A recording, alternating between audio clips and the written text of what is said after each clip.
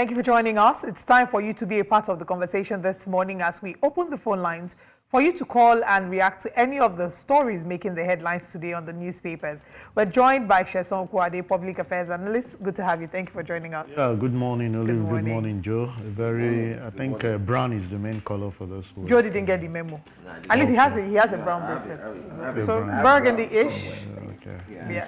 Okay, let's get into the papers this morning. We're reviewing what the stories on the front pages are saying, and then just to remind you as well that you can call and be a part of the conversation to react to any of the stories. The numbers to call are scrolling on your TV screen, and remember that before you call, please turn down the volume of your TV set so that we can have a proper conversation. We begin with the Punch newspaper this morning. On the front page of the Punch, the big story there: fuel crisis lingers as NNPC seeks fresh $2 billion crude-backed loan.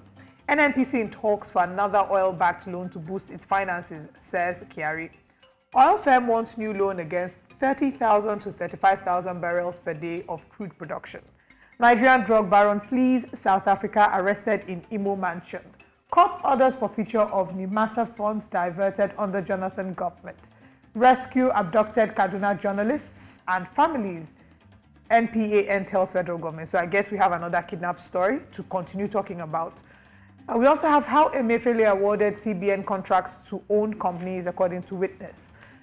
Samoa Agreement, Rex demands suspension as NBA false same-sex allegation. NEF demands grazing reserves as Tinubu plans livestock ministry. Blackout, NERC rules out tough sanctions against discos. 19 Nigerian airports not viable, according to FAN. And that's all that we have on the Punch. All right, let's move on to another paper now this morning. Let's go to This Nigeria. And This Nigeria says, hungry Nigerians may soon protest if food crisis persists, Senate warns federal government. Silos reserves empty. Lawan raises the alarm. Government taking measures to address worries. Okay. Wiki allocates 400 hectares of land for Apple mechanics relocation. That's another one. Reps urge Tinubu to suspend Samoa Agreement. Let's take another one quickly. Kaduna rescue abducted journalists. NPAN tells security agents. Farmers headers clash. Tinubu creates Ministry of Livestock Development. Inaugurates implementation committee with ex-INEC boss Jega's deputy chair. Let's go straight to the first story I'd like us to react to. Let's start off with Tinubu creating Ministry of Livestock Development. What do you take? Yeah, well, I saw the headlines of that we are now having Ministry of Livestock Development. My concern is, at the beginning of this administration, we heard about collapsing MDAs and some other things. Here we are again creating another one. Have we asked ourselves, what is the performance level of the existing ministry that we're actually creating? This should be a sub under a ministry. I'm sure Ministry of Agriculture, where this should be maybe an arm or a department which should be responsible for whatever you might call their terms of references. We add that this will address the issue of the farmers' crisis that we've been handling. Can that not be handled under a particular ministry as a sub? Because what I think will happen again is you are overbloating the small resources that we are complaining about. It's either that or other ministry managing this before now and not doing what is needful. If we looked in line of our revenue agencies trying to streamline them to say, let's have a minimum, just one consolidated revenue generating agencies where we call the revenue, that's consolidating FIRS, some other MPA and the likes, to just be one where we can now create departments under them so that we have somebody responsible for this while those other arms will be directed. But expanding the scope of creating this livestock, I keep asking myself, what value is just personal? What value would this actually give while they were under a particular, is it that that ministry is overwhelmed? If a director is performing under a particular ministry and he takes his report straight to the minister and he's not having it, he will blow his trumpet behind the scene. I feel that we don't need these more numbers of ministries that we are creating, but rather to empower those ones that we have to give delivery of what is expected of them, and we can streamline our costs. You see, in times that we are faced with, like you are reading in the other headline, that we have hunger in the land, we are not having increase in our revenue.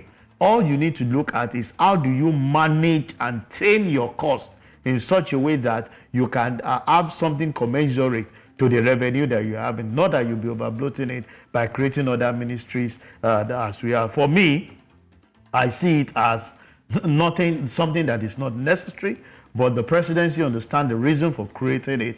But they've told us at the beginning that we intend to consolidate, but now we are saying a different thing from what they say. I don't know the direction that we are facing when it comes to this particular issue with the government. I mean, too many angles to look at that conversation from. We'll talk about it much later. It's basically we're looking at where is this, how is this being funded? You know, why is this coming up now?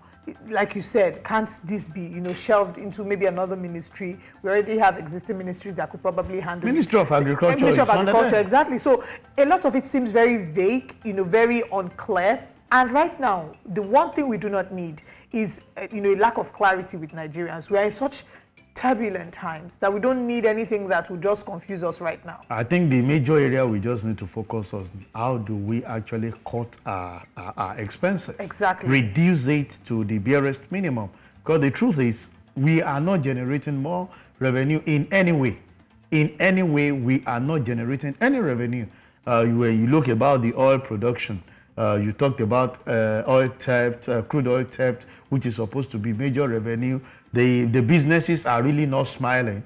So it's struggling period for even companies to meet up with their obligation of paying taxes even to the government. You discover that when businesses are leaving the shore of this country, you know the impact of that on our revenue when it comes to payment of taxes and all the like. So when you look at your revenue reducing, maybe the finance man in Maine is just what he's speaking. The area you need to concentrate more on is how do we reduce our expenses that we are currently faced with, not overbloating, because when you create that ministry, that means you now have more department under that particular ministry to justify the reason for its creation, and that on its own will create more expense for you as a government. Very interesting. Let's go back to this Nigerian newspaper. I'd like us to take a look at that newspaper again. At the top there, the top right, reps urge President Tinubu to suspend Samoa Agreement. I know you've heard about this Samoa. You know, everyone is wondering, what really is Samoa? What's your take on that? You see, I've not had the opportunity to study in depth, you know, this agreement, because it's not my purview. I'm not on the payroll of the government. I can study possibly because of analysis and the likes. But I've read forth and back, you know, people's position who are actually there. And you saw NBA coming to say there is nothing really too keen about this thing. This issue of clause 2.5, that is the major point of contact. See, we need to have a depth in. You see, when you sign agreement with organization, part of the thing is clarity about every line item. Don't assume. We seems to be maybe giving assumption, and that's why different interpretation is coming to this particular clause. Can we hear from those provider of funds direct interpretation of what that clause 2.5 connotes on the issue of gender equality? Because in some space, you know, this is not specifically for us as a nation, where we say our culture stipulate that gender is male and female. In some clime, when you talked about gender equality, you talked about the LBQ stuff. You must give them that privilege because they are actually recognized. So when you talked about gender equality, some people are already recognizing them, the bisexual and all those classes, some people. And because they are not relating to you alone, it's something they put in their clause. It's just like an organization that relate to several vendors. So he has a template of what he pushes out. Is welcomed by this particular organization, but for this, that clause might actually, affect their existence. So I think the federal government, the rep has actually taken the right step here for clarity of what that clause is all about, because we know, to me, it's ambiguous. And it's not about our own culture where we only recognize male and female as our gender. On some other climes, those other set of people are now being recognized even by law. And that is why you see them putting it into the clause, so that we won't have a situation where those people that are actually affected, that our own law or act is working against, will come out to say, no, there is provision for us in this particular agreement, and we are taking the federal government to court, and we start another forth and back to not to even have or exercise the load we are actually expecting. So I think the rep is right. Let's have a deep, interpretation of what that clause is all about. At least that will erase this idea of everybody coming to give their perspective to it. But by my own interpretation, in other clients, this other set of people are being recognized as gender, and their law, give them that room for them to be recognized when you are taking care of anything in the country. Well said. I think these are some of the very, very critical points being made concerning the Samoa deal. Well, let's go straight to another paper. Let's take a look at Daily Trust this morning. Let's see what the Daily Trust has in store for us. Okay, let's start with Daily Independent. I beg your pardon. Let's go straight to Daily Independent this morning. Daily Independent says, take emergency measures to end hunger. Senate tells federal government. That's quite similar to what the this Nigeria says as well. Let's take a look at another point there. It says, address Nigerians on steps being taken to tackle situation. Reps ask federal government to suspend Samoa Agreement implementation. Bill seeking 74 legislative seats for women passes second reading. I like your take on that. 74 legislature seats for women passes second reading. Why did you turn and look at me when you said that? I even had to raise my head up to look at your reaction. Well, you see what we're saying? Well, that's good feedback. Okay. That's All great right. feedback. I see. I saw something. Anyway, federal government to invest in made in Nigeria vehicles. I don't think we should have this topic for now, because if they wanted to, we know where it would have started from.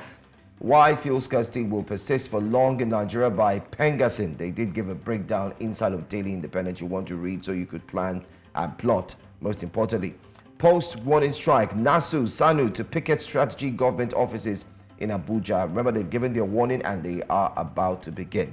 Let's see your response. Let's hear your response on this one. Labour says minimum wage struggle not dead. Insists on 250,000 naira. Joe, you've known my position on this issue of labor struggle. Has it changed? I want to know if that's changed. No, it can never change, because part of the areas I want to focus on is how we can have good policy to strengthen our currency. You see, I want a situation where we'll be talking about people earning just 10,000 naira, and it will go a long way to address some of the issues that we are faced with. And that speaks to some of the policies that the government will definitely put together. Look at it. We are still talking. Look at the others you read about Pegasus saying fuel queue will linger for a while. Do you know the impact of that on productivity, either for you that you are moving on the road or for organization? We've been seeing outages. I read in one of the headlines this morning where NEC is actually putting pressure on the disco that they are going to be penalizing them for blackouts that is actually coming up in those areas. So when you look at the impact of energy cost in our production and what we are actually faced with, you discover that we still have a very long way to go. And I will continue to say that we should drive more in the area of policies that will enhance productivity, that will enhance more people. What is Labour saying about organization? Leaving the shore of our country, creating high level of unemployment. The few ones that are existing, you want to through minimum wage, collapse them again. Can we engage government in areas where we can see energy costs being reduced, where we can see infrastructure being developed to enhance productivity, where we can see government being engaged in such a way that we will not be going out to go and have health, tourism, where they will locally make those things available and they will engage themselves in it. With that, what you'll be seeing is that those foreign exchange that we are putting pressure on in settling some of those things will be available for productivity. How are we going to enhance some of the resources that we have that will be able to produce it? All of us were actually, clamoring and say, no, when Dangote refinery comes up, it's going to open up businesses, it's going to do a lot of things. Here we are seeing Dangote complaining. Does that actually energize or give a moral boost to any other individual to say they want to venture into that particular thing? Because those that are there are not having the leeway, that encouragement to see the value that they can get from it. So I think rather than coming to say we want 250,000 as a minimum wage, we should be talking of how government can force down the cost of living, making the cost of living more meaningful, and have a take-up and see how we can strengthen our currency. I heard somebody saying this morning that can we start having exchange of some of these goods and services in our own currency? You don't go to China and say you want to pay dollar.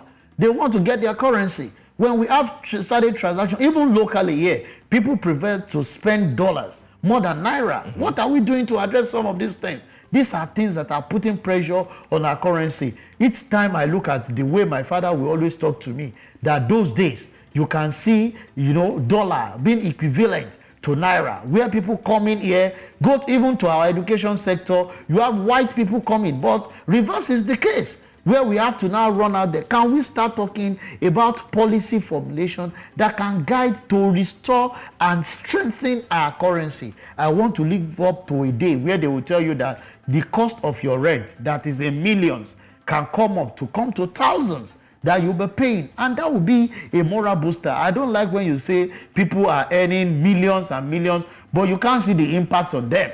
They earn millions and every other cost has actually eroded that particular thing. If we pay 1 million naira today to as minimum wage, I can tell you that it cannot solve the problem of an average citizen. Mm-hmm. Rather, you will see more organization collapsing. And when they collapse, what happens? They excuse those staff and they come to the labor market again. Those that cannot endure engage in all other things, creating insecurity on the part of the people. So I feel that government should try as much as possible. And what are we doing to address this hunger? Joe? It's difficult for people to move on the road. People are paying 1,000 naira to buy fuel in Abuja. When I saw that yesterday in the headlines, I was in shock. I said, how are people coping? How are people surviving? Because an automatic increase in the cost of fuel would, it would spread across board. We'll see it in the cost of increasing the cost of transportation, food, and even worse is that not only is the transportation affect the food now. Exactly, because you need transport to move the food. Some of those things. And so who does those things come to? Comes to you and us, the consumer. Yeah. And I always ask the question: have they increased your salary? The answer is no. As a matter of fact, people are streamlining how to reduce or stay on the store. People are devising other means. So that's why I feel that what we should be addressing is that some of the people, this NLC, engage the government. They are part of the policy formulators. They are part of the people that work with the government. What are they doing to address some of these problems that we are faced with? We are already seeing excuses by NNPCL on why we cannot actually have this fuel. Before now, we were told that we have it in store, people should not do panic buying. But day 1, day 2, here we are. Day 3, we are still experiencing the long queue. And Pengasin dropping a message again. That this might linger for long. So how are you going to cope with it? I ask yourself, how many hours, productive hours, you go and use to queue for a whole day when you should be thinking on how to make money, on how to strategically sleep, get enough rest. If we are not going to even go to work, do you know what people now do? The days they don't go to work, they go and use it to queue for fuel when you should be resting so that you can have that energy to continue. These are areas that labor should concentrate on, not we coming to stand on government that pay 250,000 minimum wage because that is what we feel can match up their spending. What policies are we putting in place? But you see that one is another argument for another day. Because there are people that will say that these things can happen simultaneously. The increase can happen because if you're talking of policies, once those things policies get to be increased. implemented. See, Sesan, if they implement policy, if they start to move for implementation of policy, you know how things work. It will take a while.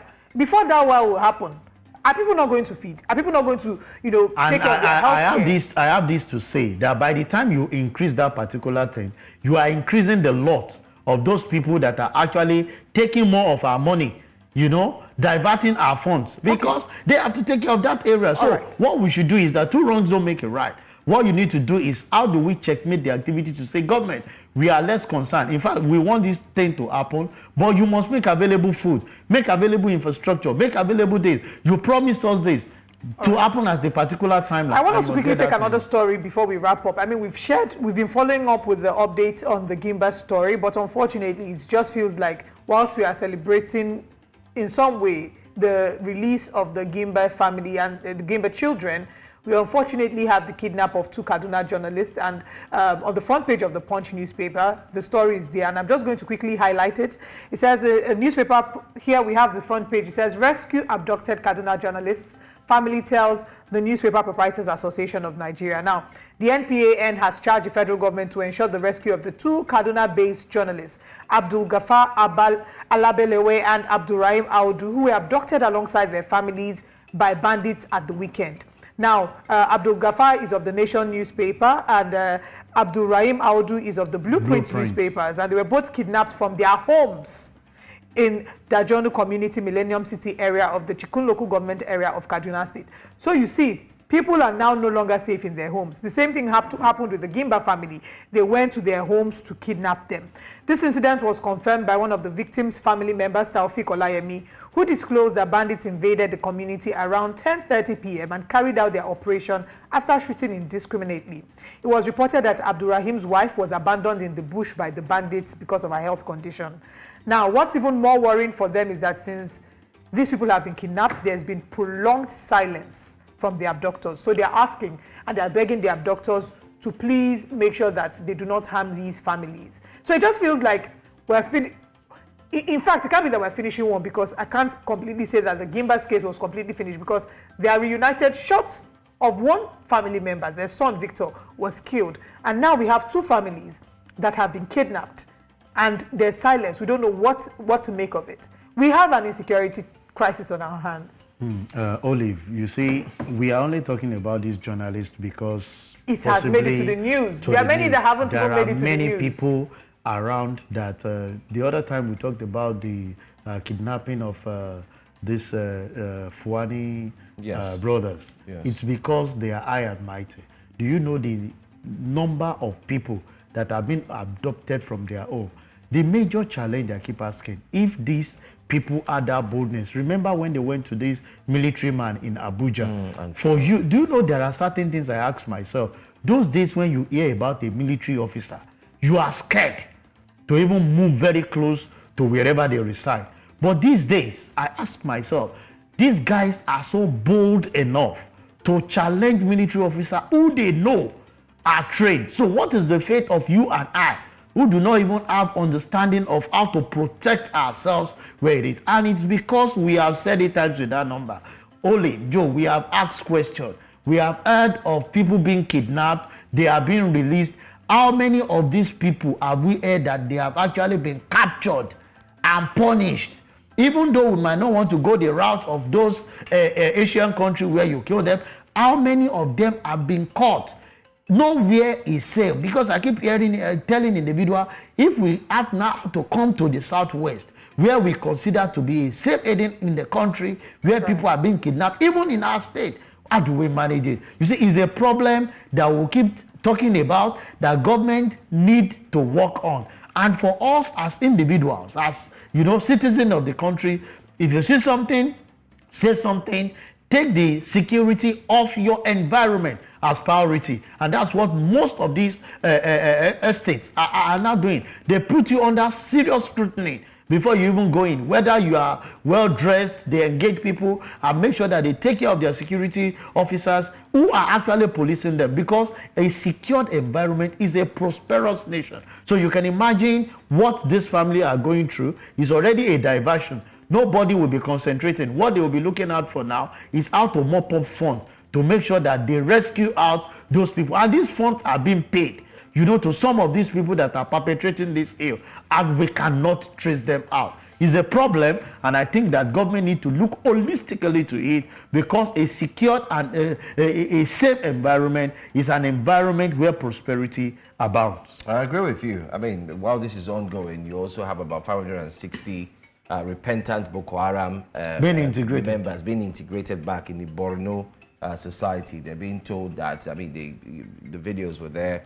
They're being submitted their arms, 560. they've repented. They're going through training and all that. They will pass through training programs. And I asked the question, Joe, to interject it, those that they've wasted their life, what becomes of them?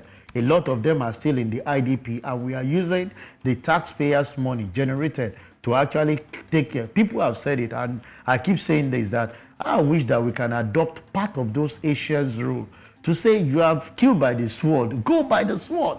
Rather than, repentance is of God, not of human. I agree. If you have confirmed that you have been part of it and you own up to it, there should be consequence for what you have done, so that will encourage. Part of the problem why this thing keep expanding on daily basis is that some of the people that are actually being reintegrated are informants. You see, when you want to perpetrate anything, information is key. You bring them back into the system, they are integrated into it, and they give their principal, you know, information on how to go about individual government and things that are happening, and that will give them those ones the boldness of how to carry out their act. I don't think it's the right thing for us to do, but if that's the way they've chosen to go back, I think we should just minimize and stop all those things so that we can have a secure environment for more prosperity. Well, talking about kidnapping and all that's happened, the 9 billion kidnappers gang were killed just last week in Lagos. We did see what the police did. We'll have that conversation later on. Everyone is talking about it. It's a kudos. It seems like kidnapping has found its base in Lagos fully ever since Evans was caught, and nothing, like so you said, nothing has been done. Nigerians have not seen anything, so it's like a thriving business. Let's continue. Thank you so much for your time. Thank you for being here, helping us to analyze the papers as well. It's a pleasure always to start the Wednesday with you. All right, great.